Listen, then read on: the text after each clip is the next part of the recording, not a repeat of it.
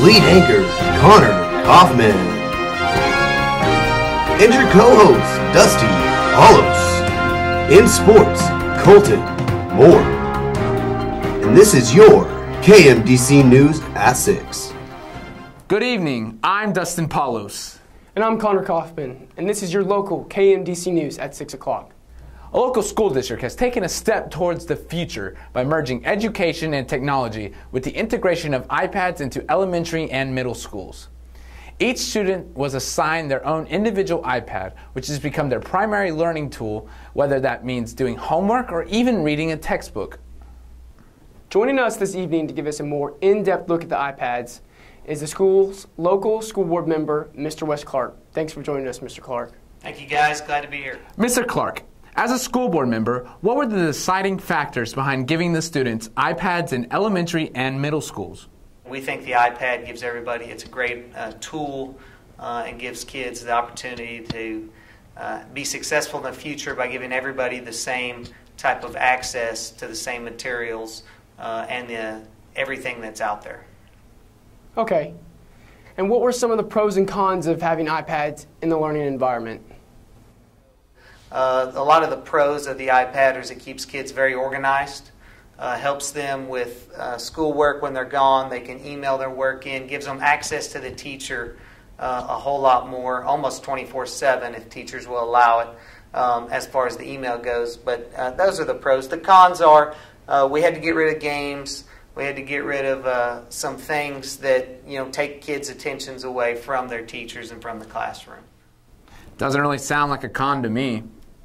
And finally, Mr. Clark, what are the future benefits for the students using the iPads?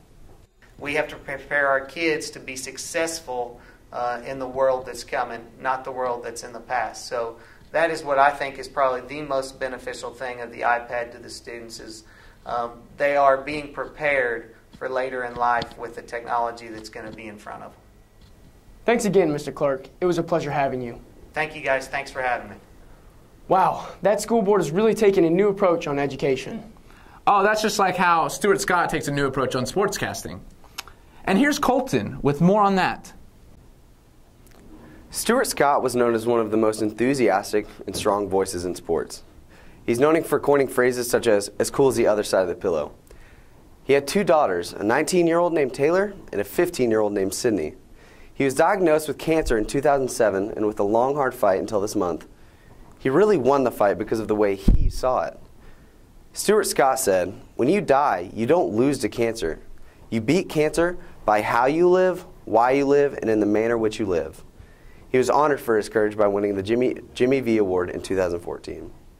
The only way to cap off this segment is in his words. Booyah.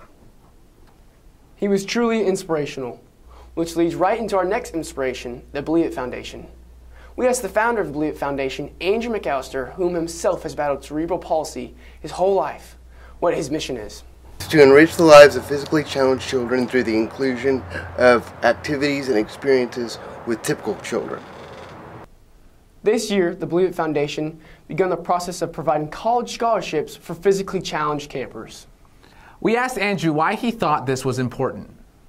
And I wanted to have an opportunity for them to just have the opportunity to experience college if they had the ability and the desire to do so. And I know that college is can be very expensive at times. For 6 years, Andrew has been sending physically challenged kids to T-Bar-M camps, where they are included and treated like any other typical kid.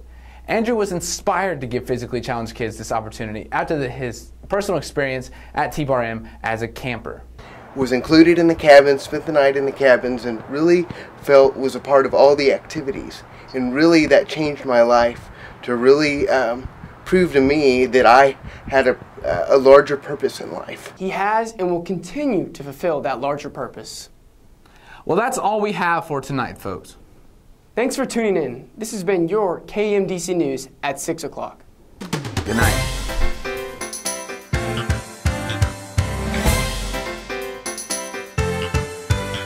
We talk about the San Antonio Rodeo tomorrow on KMDC News at 6.